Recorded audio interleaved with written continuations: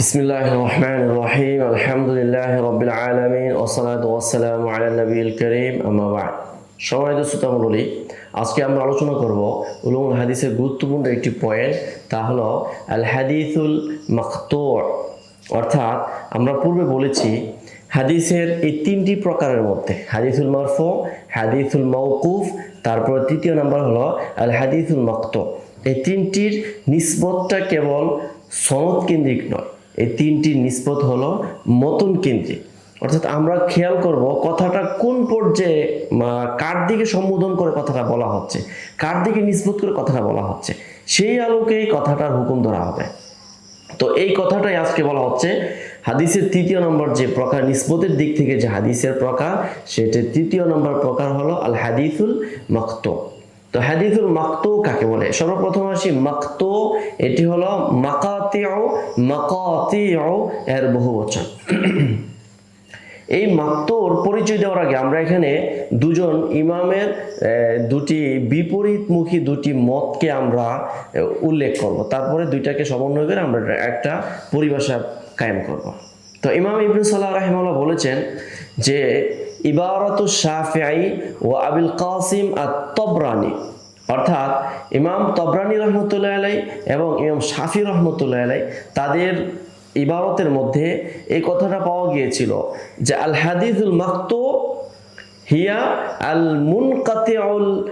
মুনকাতি' গায়রুল মুত্তাসিল। অর্থাৎ তারা এই দুজন মহান ইমাম তারা কি করতেন? হাদিসুল মাকতু' হিসেবে কাকে চিনতেন? হাদিসুল মাকতু' হিসাবে মুনকাতি' অর্থাৎ আল্লাযী লাইসা বাইনাল রাবি ওয়াল মারবি আনহু ইত্তিসালুন বাল ফিহি ইনকিতা', অর্থাৎ দুই রাবি এবং মারবি আনহুর মাঝে যখন ইত্তিসাল না থাকবে, মুনকাতি' গায়রুল মুত্তাসিল, মুনকাতি' গায়রুল মুত্তাসিলকে ওনারা তাবির করতেন মাকতু' এর মাধ্যমে। তাহলে ইমাম শাফি রহমতুল্লাহের অভিমত কেমন যেন, যে মাকতু' হাদিস মানে হলো আল মুনকাতিউ গায়রুল মাকতু'। এটা হলো ইমাম ইবনে সালাহ রাহিমাহুল্লাহ জিকির করেছেন।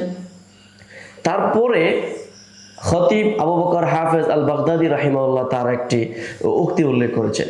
তিনি বলেন আল হাদিস মিনাল হাদিসি আল মাকতু', অর্থাৎ হাদিসের উলুমুল হাদিসের প্রকারসমূহ থেকে একটি প্রকারের নাম হলো মাকতু' হাদিস। অতএব পরবর্তী তিনি বলেন আল মাকাতিউ হিয়াল মাওকুফাতু আলা আসহাবি রাসূলিল্লাহ সাল্লাল্লাহু আলাইহি সাল্লাম। অর্থাৎ মাকতু' বলা হয় আল মাকাতিউ হিয়াল মাওকুফাতু আলা তাবিঈন, খাতা হিয়াল মাওকুফাতু আলা তাবিঈন। অর্থাৎ মাকতু' বলা হয়, মাকাতি সে সকল হাদিসকে বলা হয় যেগুলো তাবিঈ এর মধ্যে সীমাবদ্ধ থাকবে। অর্থাৎ তাবিঈ থেকে যা বর্ণিত হবে, তাবিঈর মানে স্বতন্ত্র যা বর্ণিত হবে, সেগুলো হলো মাকতু'। অর্থাৎ তাবিঈর কথা, কাজ, সমর্থন যা কিছু আছে সব হলো মাকতু' হাদিসের অন্তর্ভুক্ত হবে। তো এই দুই ইমামের কথার মধ্যে আমরা মুকারানা করে ইমাম ইবনে সালাহ রাহিমাহুল্লাহ তিনি কি করেছেন? দুটার মধ্যে গ্রহণ করেছেন, তারজিহ দিয়েছেন এখানে খতিব হাফেজ আবু বকর আল বাগদাদি রাহিমাহুল্লাহ তার কথাটিকে।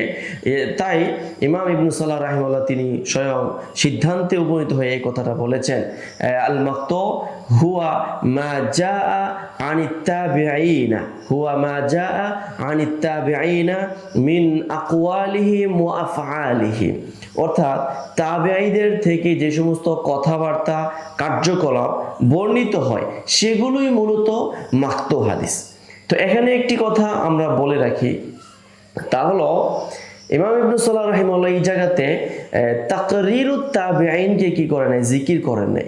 অর্থাৎ তাবিঈদের মৌন সমর্থন এটাকে তিনি জিকির করেন নাই, এটাকে সীমাবদ্ধ রেখেছেন, অনেকটা সংকীর্ণ করে ফেলেছেন।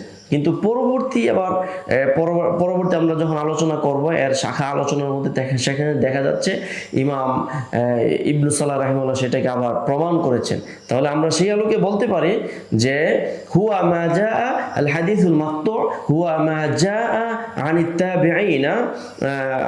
তাবিঈনা মিন আকওয়ালিহিম ওয়া আফআলিহিম ওয়া তাকারিরিহিম।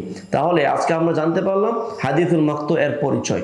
সামনে আমরা হাদিসুল মাকতু' এর কয়েকটি শাখাগত মাসআলা নিয়ে আলোচনা করব।